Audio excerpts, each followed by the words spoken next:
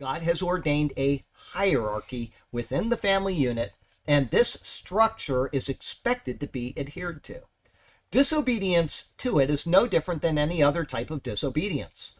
But modern sensibilities, and I typed this 8 years ago probably, modern sensibilities shun any such authoritative structure, and they place societal values above those of biblical values. I was with Jody and Chris in the hole about 3 weeks ago, and one of the ladies there, I didn't say it because I knew there would be a confrontation if I did, but I think it was Chris, said, well, you need to submit to the husband. And yeah, you were there too. That's right. Yeah. 4 of us.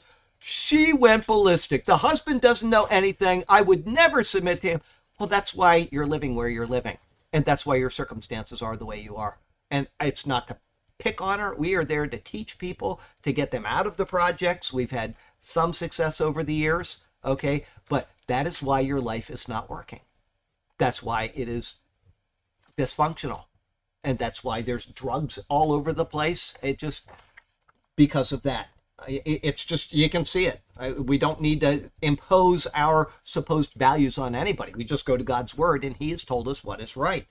I look at these, though, all of this ending of this chapter. This is all a recipe. Oh, yeah. And if you just take one piece of it and throw it out, it's like it doesn't work. It doesn't work. The cake no longer rises. Is, that's right. So it's like, that's exactly right. They all rely on each other.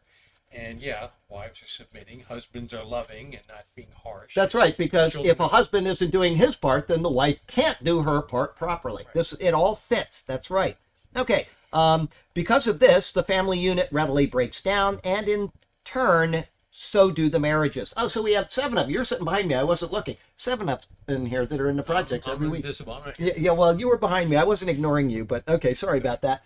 Because of this, the family unit readily breaks down, and in turn, so do the marriages. But God's word stands. And for the woman of God who is obedient to his word, she will submit to her husband as he is directed, as God is directed. Paul says that such is fitting in the Lord. The verb now switches to the imperfect tense, signifying from the moment when she became a believer, or from the moment that she marries a believer. His words here seem to imply that such was not the case with some women at Colossae, and he is specifically addressing the issue to correct that deficiency.